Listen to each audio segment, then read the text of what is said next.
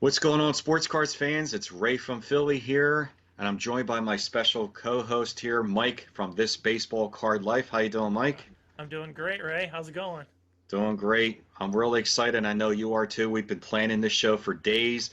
Welcome Yeah. to another episode of Sports Card Talk. This is episode number 4, and tonight we have a really fun topic. It's a great topic, in my opinion, that Mike and I have been.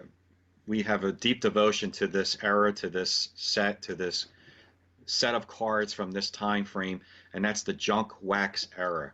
We don't really like to use that terminology, Yeah. junk wax era, but that's what mostly everybody calls it that. Yeah. It's finding value in the quote unquote junk wax era. Yeah. So value, what we're talking about today, is actually dollar bills. We're not talking about like sentimental value. Like you got a Hmm. card from your dad or your grandpa, because that's really priceless. Right. So, Ray, can you just tell our viewers today what junk wax is, what time and period of collecting it was, Yep. and why it's called junk and what's with wax, and just Well, explain it. first we're going to start with the era. Myself and Mike agreed that the era heavily involved in that junk wax quote unquote era is going to be 1981. Why we started with 81 is because that's when Donruss and Fleer came into the picture. So we're starting from 1981 and we're going to the early 90s and 1994. So they call it the junk wax era because of cards that during that time were so massively overproduced, so much more so that people just felt like it was not really valuable, because what really makes a card valuable before that was the rarity of the card. Well, by the mid 80s, especially early 80s, mid 80s, cards were being produced 7, 8 times the normal amount they would do that.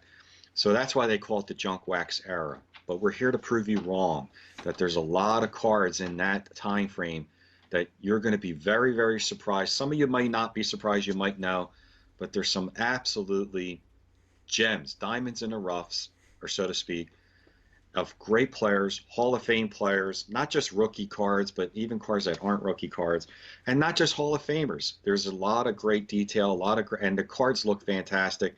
I prefer this era compared to the modern era right now. I like borders, and these are borders, and these are right up the alley. So I'm ready when you are, Mark, Mike, to get started and see. Yeah. Let's get into this. Yeah. So we're gonna show graded cards in this episode today, because Mhm. really the cards that have value of this time period are Right. definitely the graded cards, because just the mass amount that was produced. I mean, they just came out with them off the press so quick. Just the quality of the printing press, so to speak, was just really awful at times. If Hmm. you've ever opened cards from that era, you could open boxes and boxes and get just a few, nines and tens being mint or gem mint cards. So to start off, we're going to go through the graded Hall of Fame rookie cards, because those have a lot of demand, which translates to value in our hobby. Hmm. So to start with, we're going to go through some slides today instead of just holding up cards like this. I mean, that would take a super long time to go through them all, and we want to have the episode under 30 minutes. So we have about, what, 241 cards to go through, and this is going to be awesome. Hmm. Plus, when they're scanned, there's really clean photos. Most of them are, so there's no glare, and you can really check them out. Right. So, in the description of the video too, we're going to have a link to a database sheet that you can see all the cards Right. that we are going to show. So to Right. start, we got Hall of Fame rookie cards, and we'll go from start at 81 and work our way into 94. Right. Yeah. I mean, there's a lot of great cards and a lot of Hall of Famers. And if you like, you have this era right now compared to other decades. The 80s are stacked right up there compared to the 50s, the 60s, the Yep. 70s, and the 90s. I mean, it's a plethora Yeah. of great rookie cards. Yeah. Looking this up, I was surprised there's as many rookie cards in the 80s as there was in the 70s Hmm. and 17. So Yeah. It's pretty wild. So we'll start in 81. We got Mr. Harold Baines, popular Hall of Famer with YouTube community for sure. So we got the regular base tops card, a Fleer. He doesn't have a Donruss card, and then an OPG, which is Canadian Tops Mm-hmm. brand. Yeah. All right. So next we're gonna go with Mr. Tim Raines. He has one more card. So he's got the Donruss, the Tops traded. Some people don't think that's a rookie card, but I included It it. is. Okay, I included it anyways. It's up to debate, I guess. And then we have the Tops and the OPG for the regular base set. Right. So now we've got going into Mr. Cal Ripken, Iron Man, Mm-hmm. and the most popular Tops traded card, which is just a classic. Then his base Tops, then his Fleer, and his Donruss. All right. So next we got a newer Hall of Famer, Mr. Lee Smith. So we got the Tops, the Donruss, and then there's two Fleers here because on the back there's like a correction. One is Right. corrected, and then there's like a Cubs logo. So I'll show that. So here's the back of the card, and you can see in the bottom right-hand corner how Cubs, the U is just upside down. Right. So that's kind of the error there. All right, next up we got Wade Boggs, is Donruss, Tops, and Fleer. He doesn't have an OPG card, Mm-hmm. but Mr. Tony Gwynn does. So the OPG there on the left, the Donruss, Fleer, and then the regular Tops card. Right. All right, next up, Ryan Sandberg. He does have an OPG card, so there's four of his, the Fleer, Donruss, and Tops. Then Mr. Kirby Puckett. He has a few more. He's got a Donruss, Fleer, and the Leaf, which is a brand of Donruss. Right. Then the Classic 84 update. And then we go into Tops, has Tops Tiffany, OPG, and regular Tops version. So there's 3 versions of the same photo. Then we skip up to 87, and we get to Mr. Greg Maddox with a Donruss, Tops traded, Fleer update, And the Leaf. And the Leaf, yep. Then we've got the Donruss rookies, and then the Tops traded again, but this is the Tiffany version. And then the Fleer update has a glossy, and glossy's kind of like Tiffany. It's just a nicer quality of card. And we go to Barry Larkin. We got the Tops, Donruss, Fleer, and Sports Flick. I think this was the first year of Sports Flick. It was, yeah. Yep. And we got a classic card here on the left. Don't have Toys a lot. R Us. Yeah, then Toys R Us, and then the Tops of the Tiffany version, and there's a glossy Fleer card. Next up, we go to Edgar Martinez, the regular Fleer, Donruss rookies, and then the Fleer glossy. And we go to John Smoltz, got the Fleer update, Bowman, Donruss, and regular Fleer. And we got the Score, Tops, Upper Deck, and then the Tops Tiffany. And we'll go to Tom Glavine, his old teammate. We got the Donruss, Fleer, Score, and regular Tops there. And we got the glossy, Tiffany, and then a Score glossy card. Score glossy's a nice card. Yeah. First year for Score. Yep. And we got Greg Biggio. Got Fleer update, Score traded, another Fleer update, but this is the glossy version. Mm-hmm. And then Score traded as the glossy version also. And we got Tops, a Donruss, a Fleer, and an Upper Deck. So he has a bunch of cards. He has a ton of them. Yeah. We got a Baseball Best, a Score, Tops Tiffany, then this Score Young Score Star. Series 2. Yeah. Yeah, I don't think I'd seen that Score card on the right ever. Mm-hmm. Then we get to Mr. Roberto Alomar. So we got the Donruss, Fleer update, and then the Leaf, and the Score traded. Tops traded, and then the Score traded glossy version, and then the Donruss rookies. You don't see that very often. We got Fleer update glossy, and this Donruss Baseball's Best. I had We never seen that. Yeah, I never seen this card neither. Yeah, so I'm digging the colors of the brown and the black and the red. That's Yeah. a really interesting looking card. I like it a lot. Yep. Yep. And then on the right, the Topps Traded Tiffany. Then we get into Junior. So we got the Score Traded, the Donruss Baseball's Best, of course the classic Upper Deck, Donruss card. We got the Topps Traded Tiffany, the rookies for Donruss, Fleer, and the regular Topps Traded. And then there's some more. We got a Fleer Glossy, 89 Bowman. First year that Bowman came back into the hobby in 89. Yeah. And then it's Tiffany version. Then we get to Mr. Randy Johnson. We got the Upper Deck, Donruss Rookies, Donruss Baseball's Best, and then there's a Sports Flick is still around in 89. Then we got Topps Traded, and then 3 look like identical cards, but it's a Tiffany, O-Pee-Chee, and regular Topps card. Yep. So, and Randy's got a lot. So we got a Score Traded, Fleer Up 8, and Fleer cards. You notice on the Randy Johnson cards, not all the cards he's on the same team. Some were Montreal and some were Seattle. Oh yeah, you can see that with the Fleer update and the regular Fleer. Yep. Yeah. So, all right, now we're to Mr. Frank Thomas, the classic Leaf card on the left. Got the Score, Fleer update. I know Ray likes the Fleer update. I love that 90 Fleer update card. And then Score Traded. Nice cards.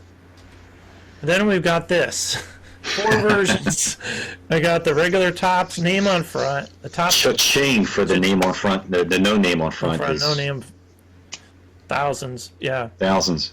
Yeah. Got the Tiffany, O-Pee-Chee, and the name on front. Mhm. So it was even hard to find a photo of this card that I knew was authentic.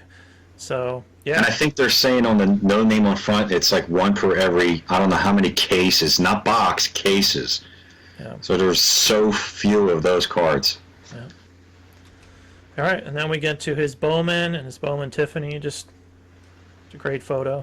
Mm-hmm. All right, now to Newest Hall of Famer. newest Hall of Famer, Mr. Larry Walker.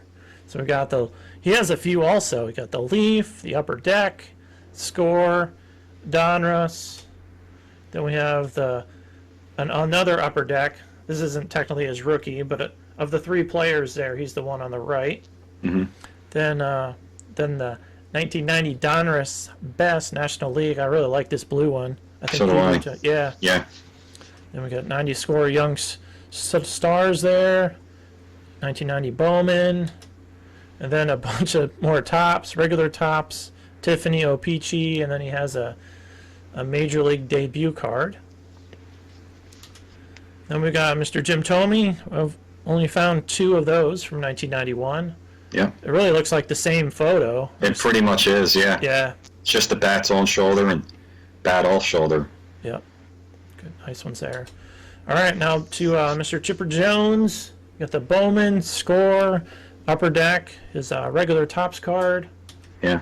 Then we got the Tiffany, O-Pee-Chee. And the big one. And then boom, the big one. Desert Shield. Very, very limited card. Oh my God, that's a huge card. Yeah, you can tell if you're not aware that stamp, that gold stamp right under the #1 draft picks. That was huge. They made, I don't know how many sets they made back then, but it was a lot less than the regular set. And it was for Desert Storm back in the war that the United States was in for a short time in 1991. So we're hand out to the troops. Oh yeah. So it's very little of these cards. Mm-hmm. All right, now to Mike Mussina, his Upper Deck, Ultra. He's got a nice Bowman card. Then that Leaf card you really like. I love Leaf Gold cards. Yeah, 91 Score. He looks so young. Then we get to Ivan Rodriguez with the Bowman, Donruss Rookies, his 91 Fleer update. I know a lot of people don't like the yellow, but he's got a card in it. 1991 Score Traded. Then he's got the Fleer Ultra update, Topps Traded, the Upper Deck Final Edition, and then the Topps Traded Tiffany. All right, now to Bagwell, the Ultra update, the Donruss Rookies, Fleer update, and there's another gold one. Another Leaf Gold. Yep. The Stadium Club, he's got a lot of them. He has his members only Stadium Club card, Score Traded, and then The beautiful The studio. studio. It's like you love it or you hate it. It's like one or the other. Okay, and then he has a couple upper deck cards. Then he's got the Topps Traded Tiffany, the Bowman, and then the regular Topps Traded. And then here we are to Pedro. He only has one card from this Yeah, Upper Deck Final Edition. So there we go. It is not 92 Bowman. He has a 91 card. right, And speaking of 92 Bowman, here's Mariano Rivera's card and Mr. Trevor Hoffman, both from that set. right. And then another card, Piazza. Love that card. Yeah, it's classic, classic. And then the Fleer update, really hard to get centered. Good luck on that one. All right, now we get to another Hall of Famer. Now I was going to say future Hall of Famer, but not anymore as of this month. We've got the Bowman, Stadium Club Murphy, Pinnacle, Score, Select, 93 SP. Jeter. To me, that's the card of the 90s. Yep, Then we have the Topps, and then a Topps Gold. And if you're wondering, there's a Topps Gold stamp there right below his glove. And then there's the regular upper deck on the left. And then I found this gold hologram version. that's an expensive card. Very, very expensive, especially in a 10.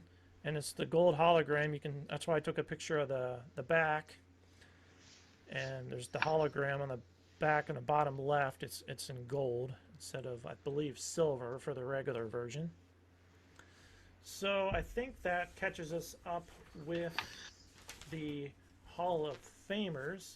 Right. So we're want to point out to the people that we're trying to make a point that these cards, these are valuable cards, and we're saying that the junk wax era there's overproduced, and we just showed each player had several cards, and you're probably saying, well, how can you say, it's not a junk wax era when you just showed players that have 7, 8, 9, 10 different rookie cards? But these cards are in Gem Mint 10s, especially. If you look up the price, especially a lot of those guys that just got inducted into the Hall of Fame, like the 90 Leaf Larry Walker and the Jeter, the Lee Smith and an 82 Topps, all these players that just recently got inducted have quadrupled in value. They're just, you'd be surprised, especially being added to the Hall of Fame. It's just incredible.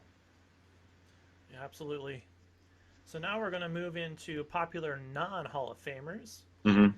So I thought I'd play a little game with Ray, and I have a list of 9 players. So let me see if you can guess how many of them you can guess. Well, I'm going to say Don Mattingly, Okay. Mark McGwire, Okay. Jose Canseco, All right, that's 3. Fred McGriff. I didn't put him. Uh, Okay, I could have. You're right. um, Put me on the spot here now. Are these rookie cards or just Just popular players with popular cards. They don't have to be, you know. Billy Ripken? Nope. It's okay. It's okay. I give up. I got 4. I got 3 of them. I got Okay. Mattingly, McGuire, and Canseco. All right, let's see. So I got Mattingly. I got Bonds. Bojack. Oh my God. Yeah, Dwight Gooden, Darryl Strawberry, Mark McGuire, Barry Bonds, Jose Canseco. You got A-Rod. Bo Jackson. Yup, and then you got Michael Jordan. Remember, he has some baseball cards in 1994, so those are pretty expensive. So we'll start with Don Mattingly. So I'm not showing all their cards. These are just like popular ones.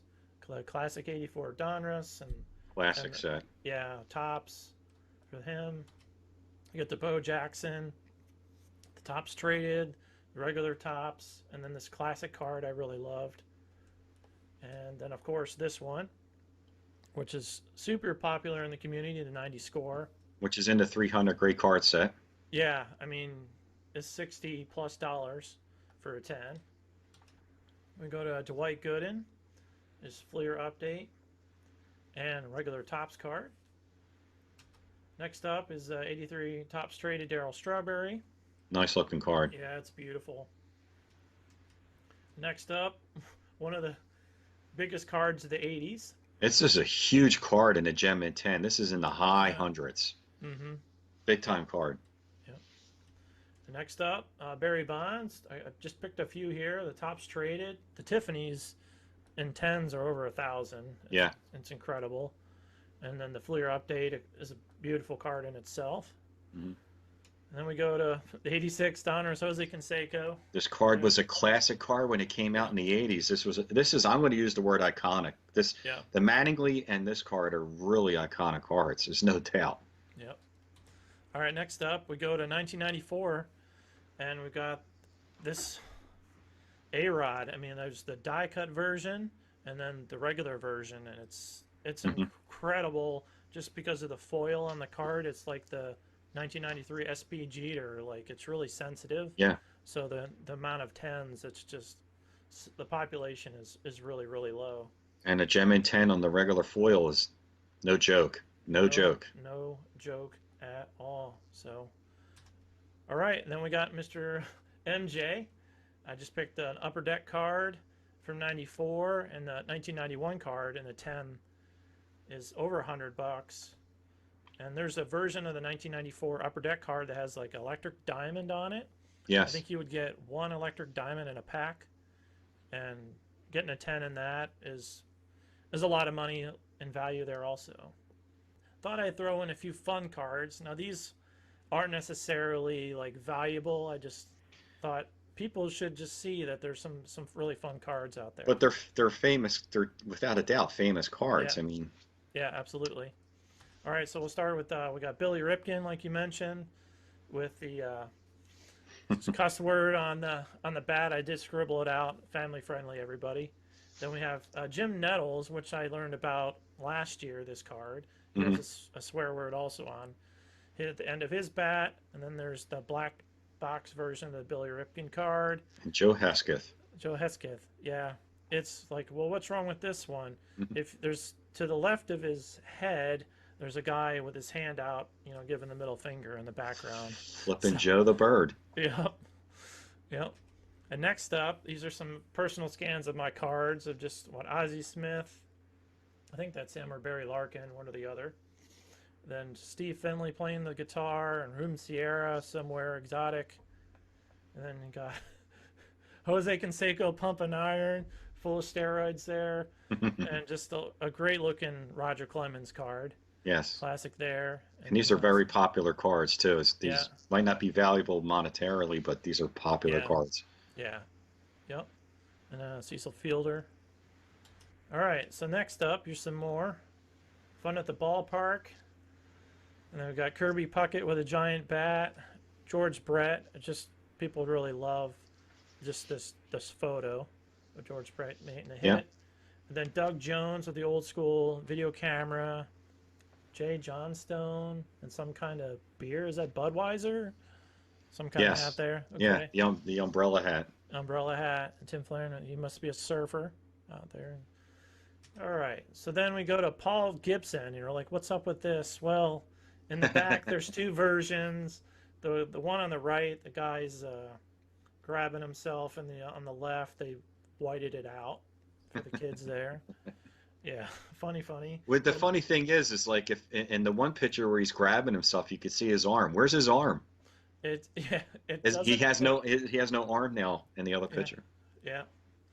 And then we got a guy brushing his teeth in the dugout and an old school laptop. Yeah, 1990, that was like a laptop for you young folks out there. Then I'll end with Glenn Hubbard with the snake card and Mr. Philly Fanatic in the background. Yep. And then Mickey Hatcher with the giant glove. So that's a fun one there. All right. So here's some error cards that are really famous, other than the Billy Ripken card, which is These error cards are very, very expensive, hugely expensive. Yep. All right. So we got the Greg Nettles. Yeah. And the error is that they put Craig on the back. On the top, you can see it's with a C instead of Craig with a G. I tried to underline it with a little red photoshopping there. Mhm. Next up is this 1989 Fleer Randy Johnson card.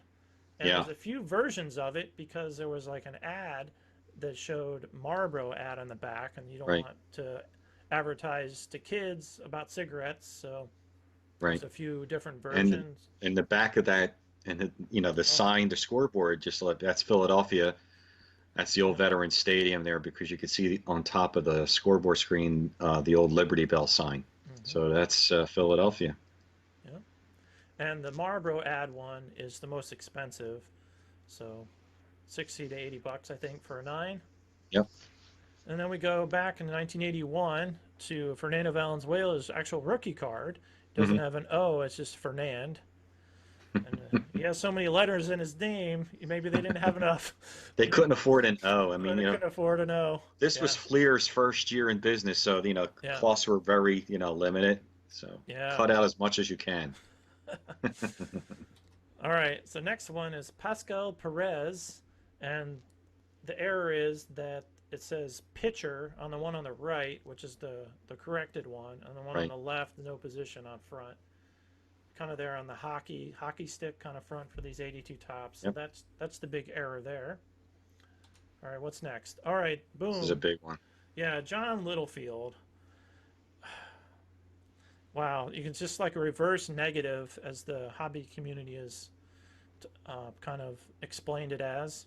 Yeah. And you can see how it looks like he's pitching with his right hand and one with the left. Pitching the left-handed, right. Yeah.